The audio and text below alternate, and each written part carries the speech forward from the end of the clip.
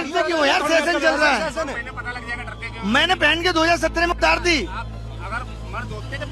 एक टीचर ने ही पढ़ाया होगा तभी यहाँ पर वर्दी पहन के खड़े हैं भाई साहब, और ये एक टीचर से ही बोल रहे हैं कि अगर वर्दी पहनते तो मर्द मानता। ना जाने कितने बड़े बड़े क्रिमिनल इतने बड़े बड़े क्राइम करके आजाद घूम रहे हैं, और यहाँ पर ये टीचर जो कि बच्चों के हक के लिए प्रोटेस्ट कर रहे हैं, उनको रोककर खुद की मर्दानगी साबित कर रहे हैं भाई साहब। और भी ना जाने क्या क्या किया जा रहा है टीचर्स के साथ, जो कि अपनी अच्छी खासी जिंदगी छोड़कर यहाँ पर बच्चों के हक के लिए प्रोटेस्ट कर रहे हैं, क्योंकि वो सिर्फ बच्चों को बच्चा बोलते नहीं है, वो मानते भी हैं। बच्चों के लिए रो रहा हूँ, तुम्हारे बच्चों के लिए रो रहा हूँ। पुलिस बता ही नहीं रहे यहाँ पे कि हमें कहाँ लेके जाया जा रहा है। यहाँ पे एक तरीके से कहीं ना कहीं सारी अरेस्ट कर रहे हैं। सड़क पे दौड़ा के भगाएगी, गाली देगी, बदतमीजी करके पकड़ के लेके जाएगी। ये तक नहीं बता रहे यहाँ पर कि हमें कहाँ लेके जा रहे हैं। आपको बार-बार सूचित किया जा रहा है, कृपया करके अपने धरने को समाप्त कर दें। तो आप लोगों ने देखा होगा कि टीचर्स के द्वारा प्रोटेस्ट किया जा रहा है और उसके बदले में पुलिस उनको पकड़ रही है, मारपीट कर रही है। तो वीडियो एंड तक देखना, मैं आपको बताऊंगा कि कितना ज्यादा जरूरी है देश के भविष्य के लिए आपका उन टीचर्स का साथ देना। अब भले ही वीडियो को लाइक मत करना, चैनल को सब्सक्राइब मत करना, पर शेयर जरूर कर देना इस वीडियो को, क्योंकि वो जो टीचर्स और स्टूडेंट्स लड़ रहे हैं उनकी मेहनत वेस्ट न जाए। तो जिन लोगों को नहीं पता बता दूं, एसएससी स्टाफ सिलेक्शन कमीशन एक सेंट्रल गवर्नमेंट एजेंसी है जो कि हर साल एग्जाम कंडक्ट करवाती है, जैसे कि सीजीएल, सीएचएसएल और सिलेक्शन पोस्ट, ताकि उन्हें सरकारी नौकरी में रिक्रूट किया जा सके। अब एक बच्चा सरकारी नौकरी के लिए दिन रात मेहनत करता है, पढ़ाई करता है, दोस्तों से मिलना छोड़ देता है, खेल कूद छोड़ देता है, अपनी जिंदगी के सारे एंजॉयमेंट छोड़ देता है अपने अच्छे फ्यूचर के लिए। पर जैसे ही वो एग्जाम देने जाता है अपने सेंटर पे, उसको पता चलता है कि उसका सेंटर ही चेंज हो चुका है। ये तो सही इसमें दिखा रहा है आरके डिजिटल सेंटर नंबर 2 और गेट नंबर 2, और ये मैंने अभी एसएससी की साइट से डाउनलोड किया है। इसमें सेंटर दिखा रहा है Pawan Ganga. On the spot centre change किया है इन लोगों ने, ऑन द स्पॉट। अब मैं वहाँ जा भी नहीं सकती हूँ, इतनी दूर, यहाँ से वहाँ तक पहुँचना मेरे लिए इम्पॉसिबल है। एक तरफ हम चाहते हैं देश आगे बढ़े, दुनिया में हमारा नाम हो, सब पढ़े लिखे हो, एकदम समझदार हो जाए सारे, और जो बच्चा पढ़ लिख के अपना एग्जाम देने जा रहा है उसके साथ ये हो रहा है। और ये तो सिर्फ एक एग्जाम्पल है, ऐसे ना जाने कितने केसेस बाहर आए, और उनके क्वेश्चन पेपर में क्वेश्चन ऐसे दे देते हैं वो लोग कि ऐसा लगता है जैसे सबसे बड़ा छपरी होने का कोई कंपटीशन चल रहा हो। देख रहे हो ये लोग क्या पूछते हैं, बदतमीज। ये कह रहे हैं आदित्य प्रतीक सिंह सिसोदिया डीजे वाले बाबू गाने से डेब्यू करने वाले रैपर कौन है। तुम पूछते हो कि इश्क वाला लव की रिकॉर्डिंग के बाद किस गायिका का नाम था। नीति मोहन, तो मैंने आज तक नहीं सुना। जीएस में ये सब पढ़ाई टीचर, ये सब पूछ रहे हो तुम कि लंदन ठुमकता गीत की महिला गायिका कौन है। यहाँ पर आपने दो कंपनियों के नाम सुने होंगे, टीसीएस और एडोक्यूटी। टीसीएस के पास पहले पूरा का पूरा एग्जाम कंडक्ट कराने का जो टेंडर था वो था। उस समय पर काफी अजीब अजीब क्वेश्चंस आ रहे थे, लोगों के सेंटर चेंज हो जा रहे थे, तो इस वजह से सारे टीचर्स ने आवाज उठाई और ये जो टीसीएस था इसके पास से सारा का सारा टेंडर चला गया। अब नई कंपनी को टेंडर मिलना था जो कि मिला एडोक्यूटी को। तो अब जब पुरानी कंपनी से हटा के नई कंपनी को टेंडर मिल चुका है तो क्यों ये सारी दिक्कतें हो रही हैं, तो ये सब क्यों देखना पड़ रहा है टीचर्स को। इस देश के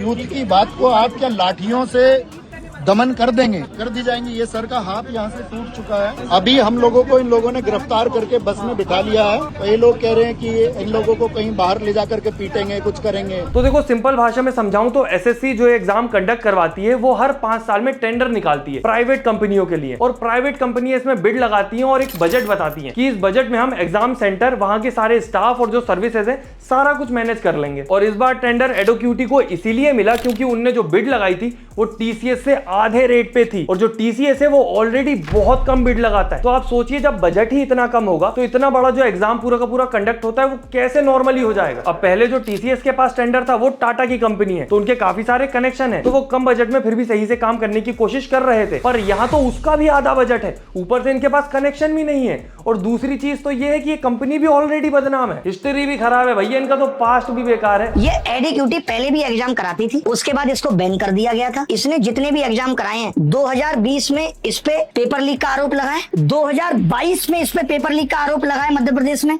2023 में इस पे पेपर लीक का आरोप लगा है।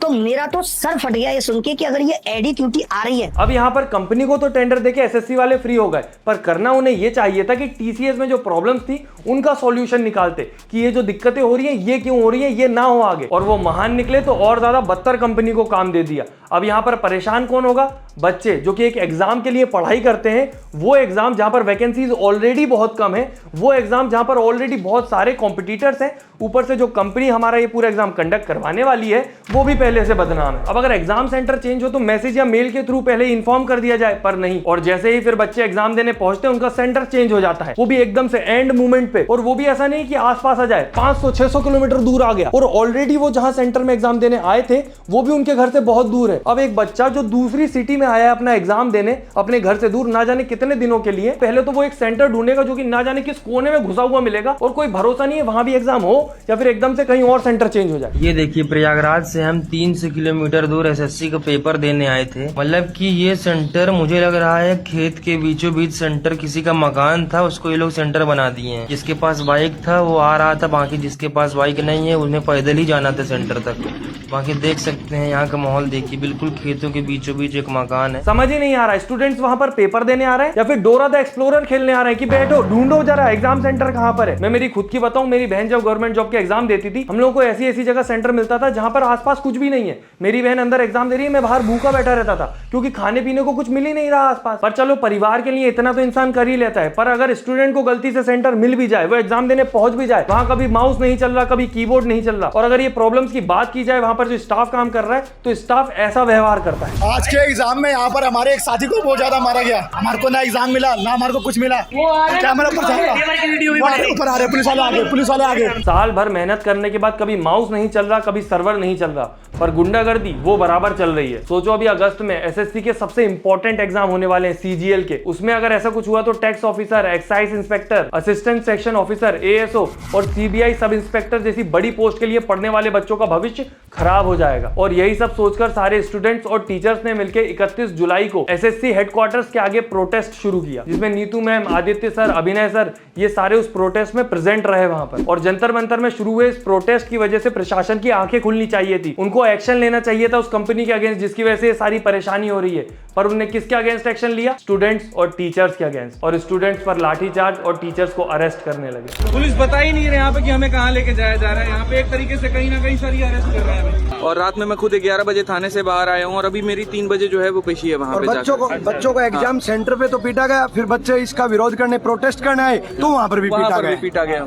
हमारे देश में गुरु को भगवान से ऊपर माना जाता है, और जो टीचर्स वहाँ पर स्टूडेंट्स के साथ खड़े हैं, परेशान हो रहे हैं, उन्होंने साबित कर दिया कि क्यों माना जाता है। पर उन टीचर्स के साथ कैसा व्यवहार हो रहा है? ऐसा हमारे ऊपर में FIR भी हुआ है कुछ शिक्षकों के ऊपर में, कुल मिलाकर के 41 शिक्षक हैं। अभी हम लोगों को इन लोगों ने गिरफ्तार करके बस में बिठा लिया है। मुझे ये बताओ, ये सर को पर्सनली क्या प्रॉब्लम थी? इनकी जिंदगी तो अच्छी चल रही थी, ये तो अपनी जिंदगी में सेट है, कंफर्टेबली जी रहे थे, फिर क्यों ये अपना कंफर्ट छोड़कर यहाँ पर परेशान होने आए? क्योंकि ये बच्चों के बारे में सोचते हैं, ये इस देश के भविष्य के बारे में सोचते हैं। पर वो लोग नहीं सोचते जिनको सोचना चाहिए। उनको कोई फर्क नहीं पड़ रहा, उनको फर्क पड़ता है जब सीमा को पाकिस्तान भगाने की बारी आती है, क्योंकि उसमें टीआरपी मिलती है, उसमें व्यूज मिलते हैं। या फिर किसी बॉलीवुड के बच्चे को लॉन्च किया गया हो जिसमें उसने अपने चपटे से एक्सप्रेशन देके उस मूवी को डुबाया हो, क्योंकि वहां पर तो सारी मीडिया पहुंच जाती है, सारे न्यूज चैनल वही दिखाने लगते हैं, वो नेशनल न्यूज होती है।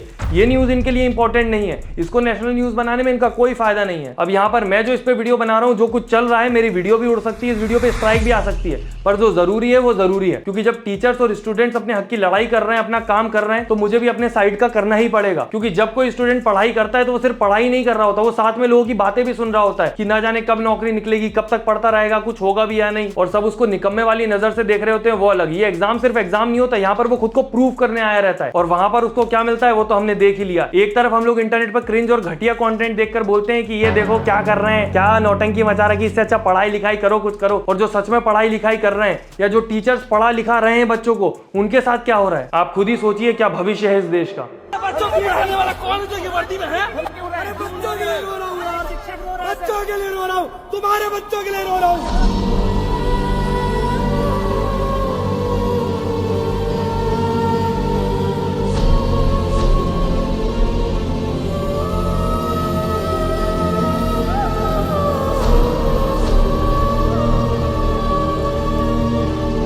अब भले ही वीडियो को लाइक मत करो, चैनल सब्सक्राइब मत करो, पर शेयर जरूर कर देना, क्योंकि सबको पता चलना चाहिए कि इस देश में शिक्षा और शिक्षकों की क्या इज्जत है, जहां पर हर दूसरा छपरी स्टार बन के कार में घूम रहा है और टीचर्स जो कि देश का भविष्य बनाते हैं, उनकी ऐसी हालत है।